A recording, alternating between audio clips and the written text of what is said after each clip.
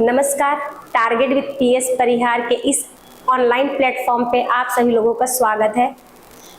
हम लोगों ने पिछले क्लास में एमनियोटिक फ्लूइड के बारे में डिस्कस किया था कि एमनियोटिक फ्लूइड क्या होता है, एमनियोटिक फ्लूइड का ओरिजिन कहाँ से हुआ। तो हमने डिस्कस कर लिया था कि 12 वीक के बाद एमनियोटिक फ्लूइड का ओरिजिन होता है।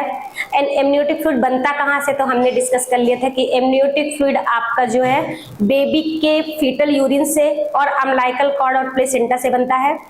एंड आपका एमनियोटिक फ्लूइड का कलर कैसा होता है, तो नॉर्मल कलर का होता है, क्लियर होता है, ट्रांसपेरेंट होता है।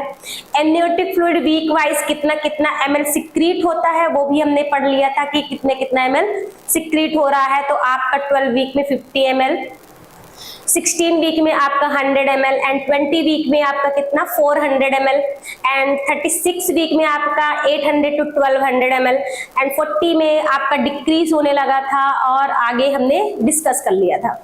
नेक्स्ट हमने पढ़ा था कि उसका फंक्शंस क्या होता है एमनियोटिक फ्लूइड का, हमने नॉर्मल चीजें पढ़ ली थी। नेक्स्ट हम पढ़ेंगे, मतलब हमने फंक्शन में देखा कि क्या क्या काम में आ रहा है, मतलब आपके लेबर प्रोसेस में हेल्प कर रहा है, शॉक एब्जॉर्बर है एंड बच्चे का वेलबींग, फीटस मैच्योरिटी दिखा रहा है, फीटस का वेलबींग दिखा रहा है, आपका बर्थ कैनाल को फ्लश आउट कैसे कर रहा है। मतलब ये सारे फंक्शंस हमने एमनियोटिक फ्लूइड के पढ़ लिए थे।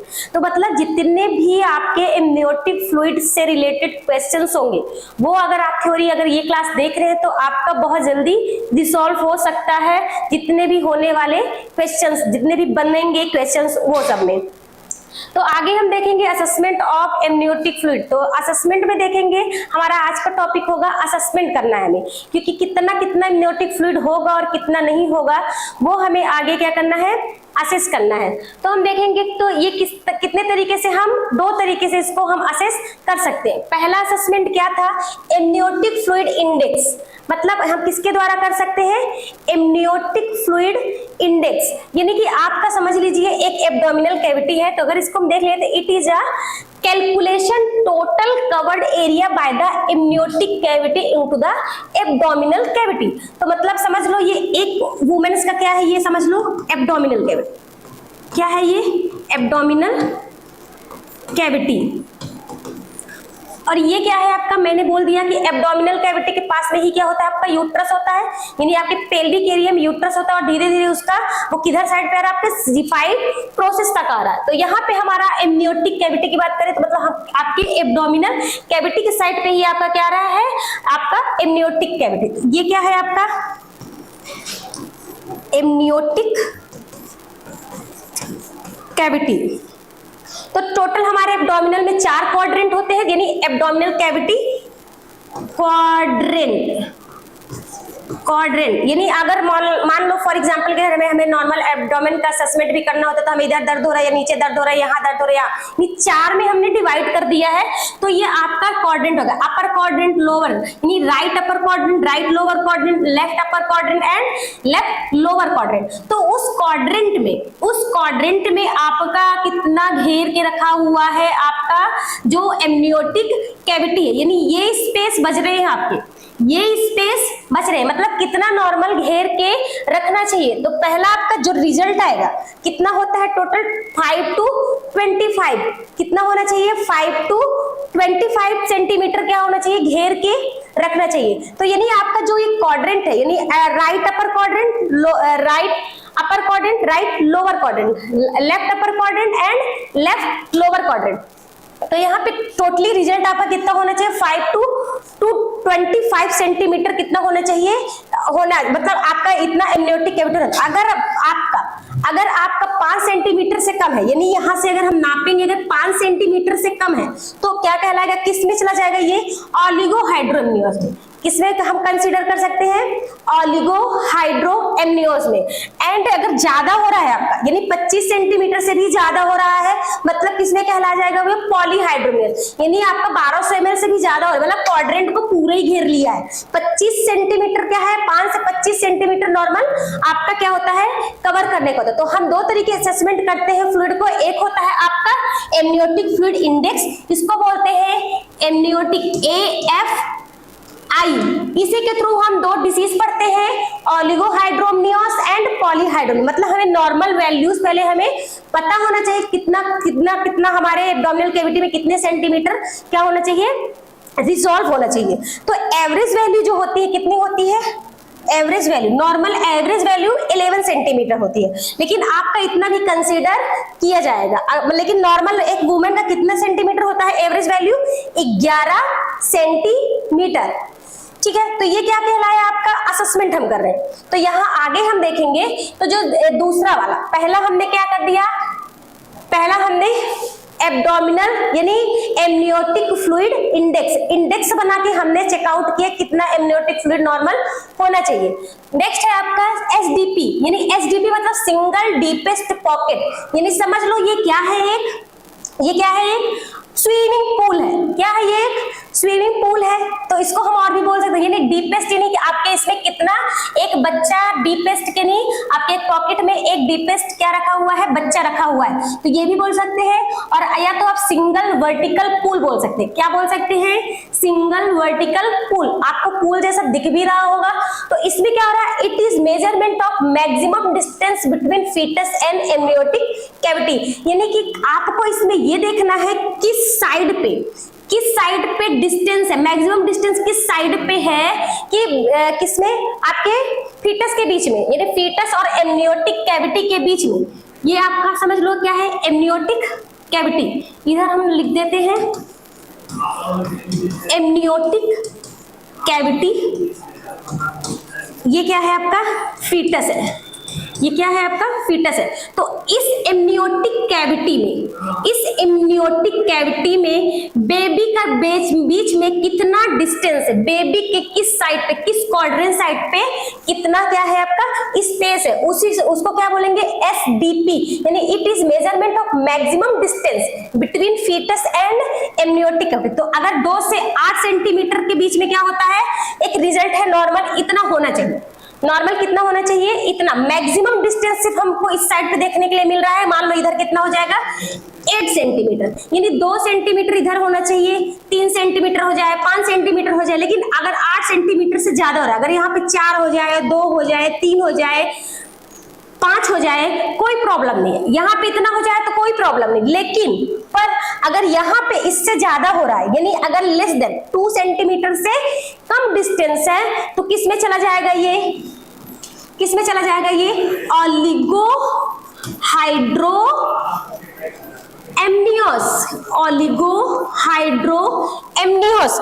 तो यहाँ पे ये किस में चला गया, आपका ओलिगोहाइड्रोएमनियोस, क्योंकि यहाँ पे 1 सेंटीमीटर से क्या हो रहा है, कम, यानी 2 सेंटीमीटर, यानी हमने 2 to 8 पढ़ा, यानी 2 सेंटीमीटर से कम स्पेस बन रहा है एमनियोटिक कैविटी और बेबी के बीच में। तो क्या कहलाएगा इसमें, आपका 2 सेंटीमीटर होता है, ओलिगोहाइड्रोएमनियोस में कंसीडर करेंगे। अगर मोर देन, यानी 8 सेंटीमीटर से भी ज्यादा हो रहा है, यानी यहाँ का ये वैल्यू जो है 10 सेंटीमीटर हो जाए, यहाँ का वैल्यू 10 सेंटीमीटर हो जाए, तो अगर 10 सेंटीमीटर से ज्यादा हो रहा है तो आपका क्या कहलाएगा, किसमें चला जाएगा ये, पॉलीहाइड्रोएमनियोस। तो ये हो गया हमारा कि हम 2 तरीके से इसमें हम क्या एमनियोटिक फ्लूइड का असेसमेंट करते हैं, एमनियोटिक फ्लूइड इंडेक्स, और दूसरा हो गया है सिंगल वर्टिकल पूल, यानी एसडीपी, सिंगल डीपेस्ट पॉकेट या फिर सिंगल वर्टिकल पूल, दोनों नाम से ही हम जानते हैं। तो अगर हम उसकी बात करें इंडेक्स की, यानी एमनियोटिक फ्लूइड इंडेक्स की, तो हम एब्डोमिनल के क्वाड्रेंट से डिसाइड करते हैं कि हमारा कितना ज्यादा मतलब डिस्टेंस है एब्डोमिनल में और आपके एमनियोटिक कैविटी और एब्डोमिनल क्वाड्रेंट में। तो यहाँ पे ये हो गया, तो इसका नॉर्मल कितना डिस्टेंस दिया गया था, नॉर्मल एवरेज वैल्यू इसका 11 सेंटीमीटर होता है, बट हम कंसीडर कितने पे करते हैं, 5 से 25 कर सकते हैं। बट यहाँ पे अगर 5 सेंटीमीटर से कम हुआ तो हमारा किसमें कंसीडर करेंगे, हम इसी 2 टेक्निक से हम पॉलीहाइड्रोमनियोस और ओलिगोहाइड्रोमनियोस को क्या करते हैं, डिसाइड करते हैं। तो हमारा अगर 5 सेंटीमीटर से कम हुआ तो क्या कहलाएगा आपका, ओलिगोहाइड्रोमनियोस। अगर 25 सेंटीमीटर से ज्यादा हो रहा है तो आपका क्या कहलाएगा, पॉलीहाइड्रोमनियोस। तो आगे हम देखेंगे कि हमारा ये हमने असेसमेंट कर लिया 2 तरीके से, है ना, कौन कौन सा, एसडीपी और amniotic AFI, amniotic fluid index. Next हम पढ़ेंगे, हमारा नया टॉपिक हमने बता रहे हैं कि हम इसमें क्या पढ़ रहे हैं आगे, ऑलिगो हाइड्रोअम्नियोस। तो हम डिस्कस करेंगे ऑलिगो हाइड्रोअम्नियोस क्या होता है। तो पहले हमने असेसमेंट कर लिया, असेसमेंट करके हमने चीजें भी देख ली है कि कैसे कैसे होती है, कैसे ओरिजिन हुआ, कैसे बना, आगे क्या क्या फंक्शंस है। अब हमारे पास अगर कम या ज्यादा हुआ तो क्या क्या बीमारियां हो सकती हैं। तो आगे देखेंगे तो हमारा टॉपिक है ऑलिगो हाइड्रोअम्नियोस। तो ऑलिगो हाइड्रोअम्नियोस क्या होता है, इसमें अमाउंट कितना हो 200 से कम। हमने देख लिया तो पोस्ट मेच्योरिटी में बेबी क्या कर रहा है, पूरा स्वेलो कर रहा है। अगर पोस्ट मेच्योरिटी में हो गया तो अगर 200 ml अमाउंट से कम हो रहा है तो किसमें कहेंगे आपका ऑलिगो हाइड्रोअम्नियोस, यानी 5 सेंटीमीटर यानी AIF यानी एमनियोटिक, सॉरी यहां पे होगा amniotic fluid index, amniotic fluid index यानी AFI में 5 सेंटीमीटर से कम हो रहा है। आपने इंडेक्स में आपने देखा कि 5 सेंटीमीटर से क्या हो रहा है, कम हो रहा है, जिसकी वजह से क्या किसमें कंसीडर करेंगे हम, मतलब ये क्या है आपका ऑलिगो हाइड्रोअम्नियोस। ऑलिगो का मतलब क्या होना, ऑलिगो का मतलब कम, ऑलिगो का मतलब क्या होता है कम, और पॉली का मतलब ज्यादा, पॉली का मतलब ज्यादा। तो यहाँ पे ऑलिगो पढ़ रहे हैं तो हम कम की बात कर रहे हैं हर चीज में। अगर आपका SDP सिंगल डीपेस्ट पॉकेट बोल दो या सिंगल वर्टिकल पूल बोल सकते हो। तो अगर ये इसका भी स्पेस 2 सेंटीमीटर से क्या हो रहा है, कम हो रहा है, लेस देन हो रहा है, तो उसको हम क्या बोलेंगे ऑलिगो हाइड्रोअम्नियोस। तो यानी आपका डेफिनेशन में बन जाता है कि amount to less than 200 ml and AFI आपका less than 5 centimetre and SDP आपका क्या हो रहा है 2 सेंटीमीटर, लेस देन 2 सेंटीमीटर। तो हम किसमें कंसीडर करेंगे, आपके ऑलिगो हाइड्रोअम्नियोस। आगे हम पढ़े तो किस वजह से हो रहा है ऐसा, किस कारण की वजह से ये कम हो रहा है, मतलब आपका एमनियोटिक फ्लूइड जो हो रहा है वो क्यों डिक्रीज हो रहा है, तो उसके बारे में डिस्कस करें। तो पहला सबसे बड़ा रीजन होता है हमारा जेस्टेशनल डायबिटीज, जेस्टेशनल यानी pre eclampsia, gestational hypertension, gestational hypertension. अब हाइपरटेंशन कैसे होगा, आप ही सोचो किसी चीज में फोर्स बहुत तेज लगता है तो क्या उतना अच्छे से न्यूट्रिशन मिल पाएगा। नॉर्मल हम एक पाइप लेते हैं, जितने अच्छे से हम नॉर्मल एक पेड़ लगाते हैं, अब पेड़ में हम जितना नॉर्मली तरीके से पानी देंगे तो पेड़ एब्जॉर्ब कर लेगा कि हम बहुत फोर्सफुली देंगे तो एब्जॉर्ब करेगा। ऑब्वियस सी बात है, नॉर्मल देंगे पेड़ को पानी तो वो अच्छे से एब्जॉर्ब करेगा। यहाँ पे क्या हो रहा है हाइपरटेंशन, यानी ब्लड प्रेशर क्या हो गया है, बढ़ गया, ब्लड प्रेशर क्या हो गया है, बढ़ गया है। किसकी वजह से बढ़ा है ये, किसकी वजह से बढ़ा है ये, आपके प्रेगनेंसी की वजह से, हीमोडाइल्यूशन की वजह से क्या हो रहा है, प्रेशर क्या हो गया है, बढ़ गया है। तो यहाँ पे क्या हो रहा है, जब अगर प्रेशर बढ़ा तो प्रेशर बढ़ने की वजह से ऑर्गन को सप्लाई क्या मिल रही है, मतलब न्यूट्रिशन क्या मिल रही है, कम मिल रही है। तो फ्लूइड, जो फ्लूइड का फॉर्मेशन यानी डिक्रीज ऑर्गन सप्लाई तो डिक्रीज फ्लूइड फॉर्मेशन, यानी अब बेबी क्या कर रहा है, फ्लूइड का फॉर्मेशन उतना अच्छे से नहीं कर पा रहा। तो सबसे बड़ा रीजन आपका बहुत बार पूछा गया, बहुत बार, जितना बार बोलो उतना बार, हर बार एक बार ये क्वेश्चन पूछा जाता है कि प्री एक्लेम्सिया की वजह से कैसे एमनियोटिक ऑलिगो हाइड्रोअम्नियोस में आपका ऐसा क्वेश्चन बन किया जाएगा कि क्या कारण है कि ऑलिगो हाइड्रोअम्नियोस होता है। यानी 4 कारण आपको दे दिया जाएगा, लेकिन सबसे इंपॉर्टेंट कारण आपका क्या होगा, प्री एक्लेम्सिया। नेक्स्ट है आपका एमनियोटिक फ्लूइड लीकेज, यानी आपका अगर एमनियोटिक प्रोस्टाग्लैंडिन रिलीज हो गया, प्रोस्टाग्लैंडिन रिलीज हो गया तो एमनियोटिक फ्लूइड क्या हो गई है, लीकेज हो रही है, या किसी वजह से क्या हो गया है, एमनियोटिक फ्लूइड क्या हो गई है, लीक हो गई है, जिसकी वजह से भी क्या हो रहा है, आपका फ्लूइड का वॉल्यूम कम हो गया। अब फ्लूइड का वॉल्यूम कम होना क्या कहलाएगा आपका ऑलिगो हाइड्रोअम्नियोस। नेक्स्ट है renal agenesis, renal agenesis. What do mean by agenesis, तो एजेनेसिस का मतलब होता है ऑर्गन का डेवलपमेंट ही नहीं हुआ, मतलब आपके यूरिनरी सिस्टम का, यानी आपके किडनी का डेवलपमेंट बच्चे में हुआ ही नहीं, और बच्चे में किडनी का डेवलपमेंट नहीं हुआ जिसकी वजह से बच्चा यूरिन पास आउट नहीं किया। और यूरिन सबसे ज्यादा कंट्रीब्यूशन एमनियोटिक फ्लूइड में किसका होता है, आपके फीटल यूरिन का। तो अब यहाँ पे रीनल का डेवलपमेंट ही नहीं हुआ तो एमनियोटिक फ्लूइड कहां से बनेगा, तो ये एक आपका रीजन हो गया, रीनल एजेनेसिस की वजह से भी क्या हो रहा है, एमनियोटिक फ्लूइड नहीं बन पा रहा है। नेक्स्ट है एमनियोटिक नोडोजम, यानी नोडोजम का मतलब क्या हुआ, आपका जो एमनियोटिक कैविटी है वो कैसी होती है आपकी, इलास्टिसिटी होती है, मतलब उसमें पानी लाइक गुब्बारा, लाइक आपका कैसा होता है गुब्बारा, बलून देखे हो, बलून में हवा भरते जाओ तो वो क्या हो रही है, उसके पास क्या कैपेसिटी होती है, इलास्टिसिटी की कैपेसिटी होती है। तो इसमें भी बच्चा अगर रीनल यानी आपका यूरिन पास आउट करता है तो उसकी इलास्टिसिटी क्या होती है, धीरे धीरे बढ़ती जाती है। मतलब आपकी होती तो है वो पतली लेकिन नॉट ब्रेकेबल होती है। अगर देखा जाए तो वो आपकी होती तो है पतली, यानी बलून जैसा पतला होता है, लेकिन इसमें अगर किसी चीज का चुभाव हो तभी वो फटता है या फूटता है।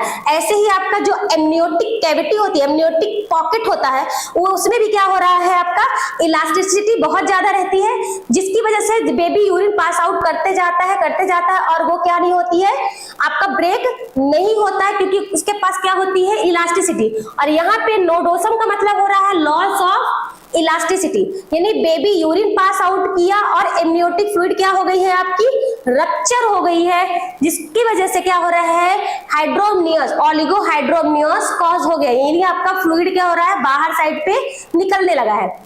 नेक्स्ट क्लास की नेक्स्ट इटियोलॉजी की बात करूं तो इसमें क्या हो रहा है, प्रोस्टाग्लैंडिन सिंथेटिस इनहिबिटर।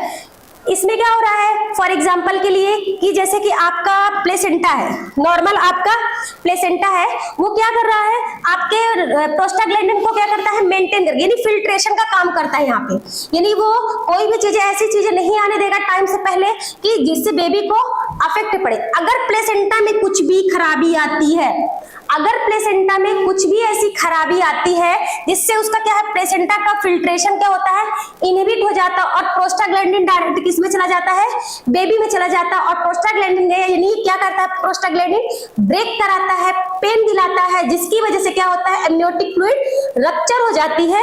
तो उसमें मतलब आपका प्रोस्टाग्लैंडिन सिंथेटिस इनहिबिटर अगर इनहिबिट हो जाता है प्रोस्टाग्लैंडिन, जिसकी वजह से क्या हो रहा है, आपका ओलिगोहाइड्रोमनियस कॉज हो सकता है। नेक्स्ट की बात करूं तो इंट्रायूट्राइन ग्रोथ रिटार्डेशन सबसे इंपॉर्टेंट है कि इंट्रायूट्राइन ग्रोथ रिटार्डेशन कैसे इफेक्ट करता है कि ओलिगोहाइड्रोमनियस कॉज हो रहा है। तो इंट्रायूट्राइन ग्रोथ रिटार्डेशन यानी आपके यूट्राइन कैविटी में, आपके इनर यूट्राइन कैविटी में बेबी का ग्रोथ हो ही नहीं रहा है। अब बेबी का ग्रोथ नहीं होगा तो ऑब्वियस सी बात है कोई फिल्ट्रेशन नहीं होगा और कोई एमनियोटिक फ्लूइड नहीं बनेगा। तो ये कारण हो गए हैं आपके preeclampsia, amniotic fluid leakage, renal agenesis, amniotic nodosum और प्रोस्टाग्लैंडिन इनहिबिटर और IUGR। ये कारण है आपके एमनियोटिक फ्लूइड ओलिगोहाइड्रोमनियस के। नेक्स्ट है आपका, इसके सिम्टम क्या देखने के लिए मिलेंगे, तो हमारा क्या होता है, नॉर्मल एब्डोमिनल कैविटी देखते हो ना, इतना ज्यादा दिखता है एक प्रेग्नेंट वुमेन का। तो जो साइज होगा एब्डोमेन का, यानी आपका उसमें जो इतना फूला हुआ दिखता है, किसकी वजह से दिख रहा है, आपके एमनियोटिक फ्लूइड की वजह से हो रहा है। तो यहाँ पे जो साइज होगा एब्डोमेन का वो क्या हो जाएगा, डिक्रीज हो जाएगा, और फीटल मूवमेंट जो होता है कम हो जाएगा, क्योंकि हम अभी तक पढ़ रहे हैं कि फीटल मूवमेंट होता है आपके स्पेस की वजह से। यहाँ पे क्या हो रहा है, फीटल मूवमेंट हो रहा है आपके, वहां पे पूल है, अब पूल में पानी नहीं रहेगा तो बेबी कहाँ तैरेगा, तो इसलिए क्या हो रहा है, फीटल जो मूवमेंट होता है वो क्या हो जाता है, कम हो जाता है। तो आपको पता चल जाएगा कि बेबी क्या है, पानी की कमी है, यानी एमनियोटिक फ्लूइड नहीं, ओलिगोहाइड्रोमनियस डायग्नोज हुआ है।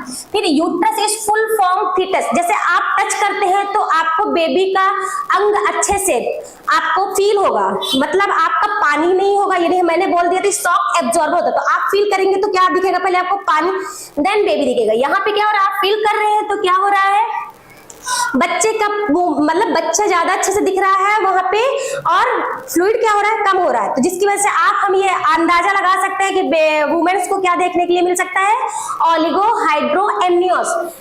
नेक्स्ट है आपका माल प्रेजेंटेशन। माल प्रेजेंटेशन का मतलब होता है कि आपका जो नॉर्मल डिलीवरी या बेबी जो होता है, नॉर्मल ग्रोथ एंड डेवलपमेंट होता है, वो भी क्या होने लगता है, खराब हो जाता है, क्योंकि एमनियोटिक फ्लूइड नहीं है तो बेबी उस जगह पे उतने अच्छे से रह नहीं पाता। नेक्स्ट है, तो ये सिम्टम देखने के लिए मिल सकता है कि मदर का एब्डोमेन साइज कम देखने के लिए मिलेगा, फीटल मूवमेंट अगर देखेंगे तो बेबी किक करता है तो वो किक करना कम हो जाएगा। नेक्स्ट है आपका कि फीटस जो होता है वो पूरा टाइम फीटस ही फीटस दिखेगा, और माल प्रेजेंटेशन की कंडीशन अराइज हो जाती है।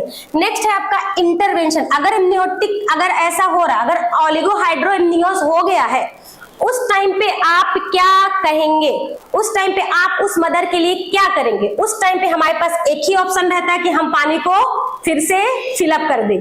तो एक ही इंटरवेंशन है इसका कि हम इसमें amniotic infusion of isotonic solution, यानी कि आपको जिस नेचर में बाहर से हमें एमनियोटिक फ्लूइड, पहले से हमें एमनियोटिक फ्लूइड एक मदर के यूट्रस में होता है, वैसा ही आपको एमनियोटिक इन्फ्यूजन करना है। यही आपका क्या है, मैनेजमेंट है। तो हमने देख लिया कि क्या होता है नॉर्मल असेसमेंट एंड उसका ओलिगोहाइड्रोमनियोज के बारे में डिस्कस किया। नेक्स्ट क्लास में हम करेंगे डिस्कस पॉलीहाइड्रोमनियोज एंड आपके जो हमने कलर देखा, तो कलर से रिलेटेड कितने नॉर्मल कलर आएंगे उसकी एबनॉर्मलिटीज भी हम देखेंगे। सो नेक्स्ट क्लास कल के लिए, थैंक यू सो मच।